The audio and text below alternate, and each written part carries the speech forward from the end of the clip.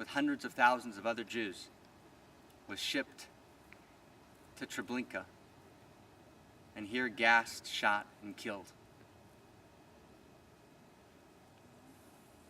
Janusz Korczak, I may be pronouncing the name wrong, I'm reading it out loud from Polish.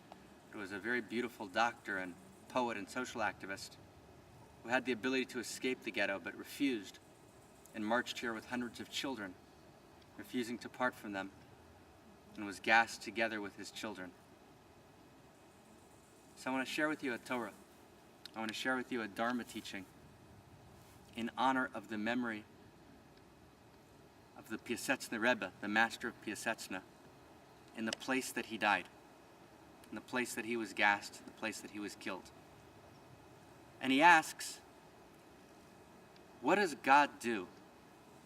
What does God do in God's hidden places, in the mistarim, in the inner place of the divine? What's the inner movement, the inner pulsation of divine life? The inner, they would say it in Kashmir Shaivism, the Spandakaras, the inner vibration of the divine life.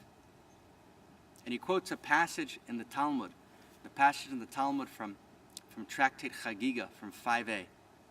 And in this passage in the Talmud in the 5th century, there are two texts, two verses cited, and each one is a different kind of realization of the inner divine vibration of reality.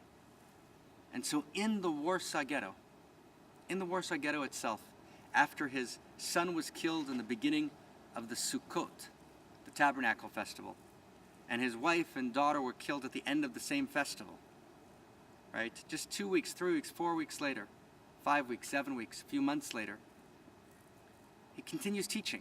And in these months after his family was killed, as the Warsaw Ghetto is being decimated, right? He's teaching this teaching. He's fighting, and he's healing, and he's loving, and he's teaching.